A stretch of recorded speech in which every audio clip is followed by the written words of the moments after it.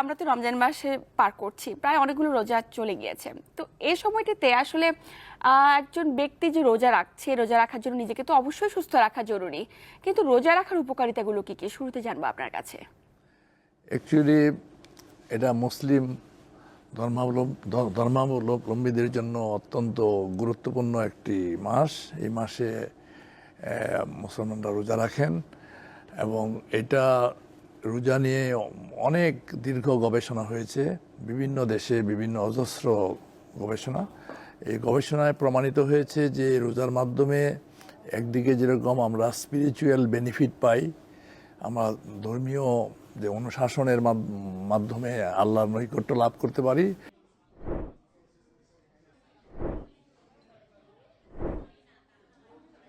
Simultaneously এটা স্বাস্থ্যের জন্য অত্যন্ত উপকারী।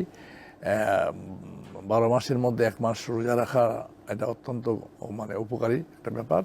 এবং সেই ক্ষেত্রে দেখা গেছে যে এই রোজা রাখার ফলে আমাদের যেরকম ফিজিক্যাল বেনিফিটটা আসে, সেরকম মানসিক এবং স্পিরিচুয়াল বেনিফিটও আসে। ফিজিক্যাল বেনিফিটের মধ্যে শরীরের ওজন কমাতে সাহায্য করে এবং ব্লাড প্রেশার নিয়ন্ত্রিত হয়। ডায়াবেটিসের বেলায়ও অনেক উপকার পাওয়া যায় এবং কোলেস্টেরল লেভেল কমে যায়। জানেন যে কোলেস্টেরল অনেক রোগের জন্য ঝুঁকি, পার্টিকুলারলি আমাদের হৃদরোগের জন্য একটা বিশেষ ঝুঁকি হিসাবে কাজ করে। তো এই সমস্ত বেনিফিটগুলি আমরা এই রোজার মাধ্যমে পেতে পারি যদি সঠিকভাবে এবং ধর্মীয় যে বিধিবিধান মেনে যদি আমরা রোজা রাখি।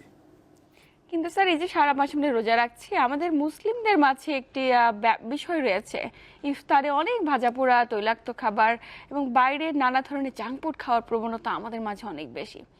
তো একজন ব্যক্তি সুস্থ থাকার জন্য ইফতারে আপনি কি কি ধরনের খাবার খাওয়ার পরামর্শ দেবেন? এটা অত্যন্ত একটা গুরুত্বপূর্ণ প্রশ্ন, বিশেষ করে আমাদের সমাজের প্রেক্ষাপটে। এটা দুনিয়ার অন্য জায়গায় কিন্তু এটা পরিলক্ষিত হয় না। যেরকম ইফতার করি, ইফতারের সময় আমাদের খাবারটা কি হওয়া দরকার। আমরা খেজুর দিয়ে আমরা স্টার্ট করতে পারি। খেজুরের মধ্যে সুগার যেরকম আছে, ও ফাইবারও আছে।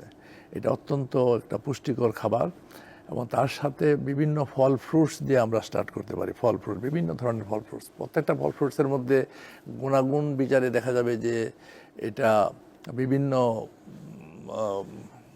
কোয়ালিটির সম্পন্ন ফল ফ্রুটস থাকে, বিভিন্ন ভিটামিন, বিভিন্ন পুষ্টি সমৃদ্ধ থাকে।